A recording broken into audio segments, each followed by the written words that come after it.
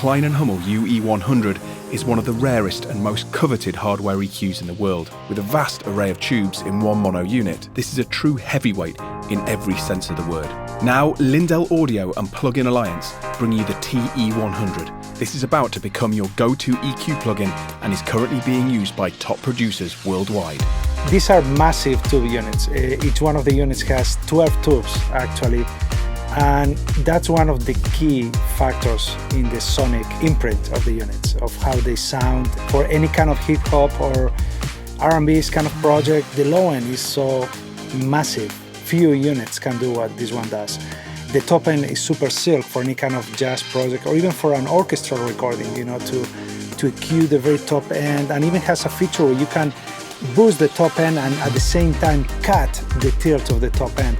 So the frequency response of the unit is simply amazing. And one of the coolest features of the plugin that the hardware units don't have is the fact that you can go in smaller increments in the gain.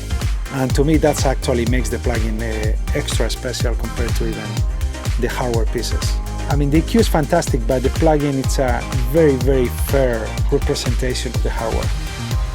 We're going to take a look at the TE-100 working its magic on 3 different audio sources. But before we do that, let's take a quick look at the interface so you can familiarize yourself with the controls. Over to the left here, we've got this low frequency control area. This low cut filter works from 40 Hz up to 125 Hz. It also has this linear control. This more or less bypasses any area of the EQ, but leaves the tubes engaged. Above this, we've got a low boost area, which has also got the linear control and works from 85 up to 680 Hz. It has a selectable curve and can boost up to 20 dB. We then have a shelf, which can attenuate 60 Hz down to -12. The high frequency control area to the right is pretty much a polar opposite of the low frequency area, just with different frequencies, so you can expect to find the same parameters. In the center, we've got 2 bandpass filters. On the left, we've got our lower bandpass, and on the right, our higher bandpass. You can imagine this like lower and upper mids in a more traditional EQ. We program the width of each bandpass by selecting a lower and upper frequency. This filter can then be boosted or attenuated using these red and black buttons here. The high band filter works in exactly the same way. We can turn the unit off and on here, and there's also an out-in control, which will disengage the EQ, but leave the valve stages engaged. Now we're familiar with the layout of the TE-100, let's take a listen to it in action. Now I've got a really heavy guitar recording here, and it sounds great, but I want to control the low end and give it some bite in the upper mids and high frequencies. So let's go ahead and do that. First of all, let's take a listen with the EQ bypassed.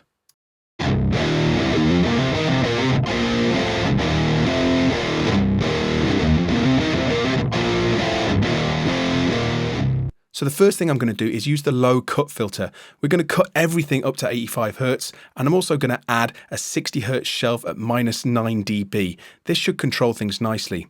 On top of that, I'm going to attenuate at about 3 dB, everything from 110 to 850 Hz. Let's take a listen to this.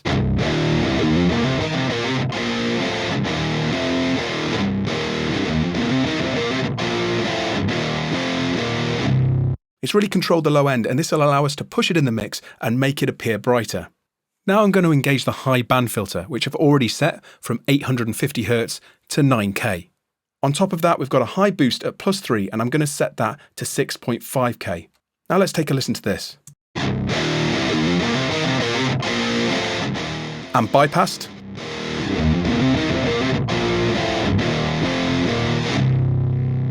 You can hear we've made a real difference to the guitar sound, giving it much more edge, and it will cut right through the mix when we need it. For this example, I've got a really cool electric funk guitar bass recording, and I want to warm things up slightly and reduce some of the string noise. So we're going to do that now with the TE-100.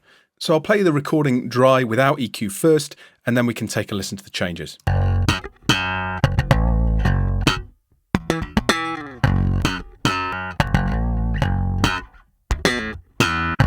So everything's there, but I really want to work on the low end. Now I'm going to start by cutting everything from 40 Hz. This may seem a little counterintuitive, but I want to remove real subsonics. We can then dial in a low boost, and I'm going to go right up to 170 and about 6 dB. Let's engage the EQ and switch everything on and take a listen to how much warmer this is.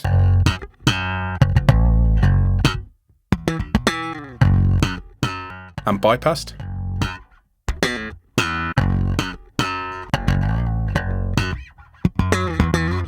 If you're listening on headphones or on larger speakers, you're going to hear how warm that bottom end is. It sounds great. So now I want to control some of that string sound that we can hear. I'm going to use the high cut and I'm going to cut right down to 8K. And I'm also going to use the 10 kilohertz shelf at about -9.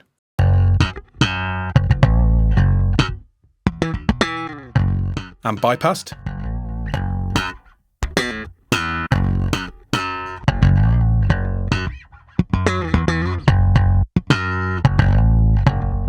To me, that sounds much warmer and rounder and is going to work really well in the mix.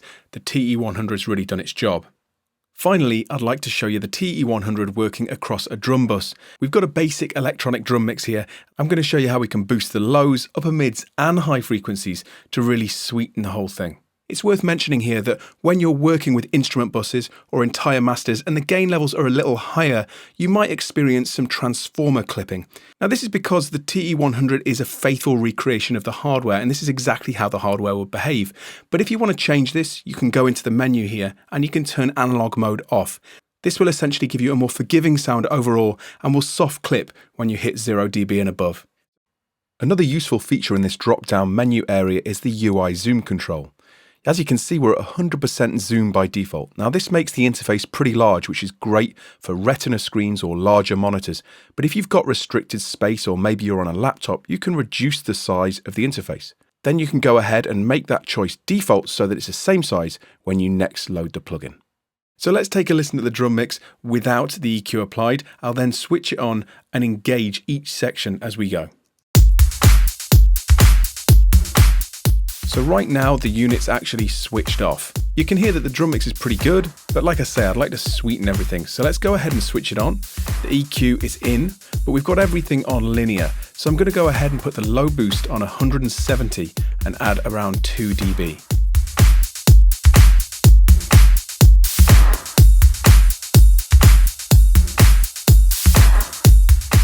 Now let's add some upper mids.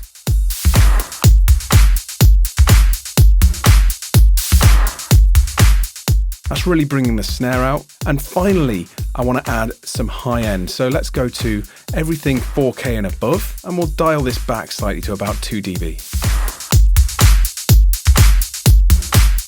That's adding clarity and air.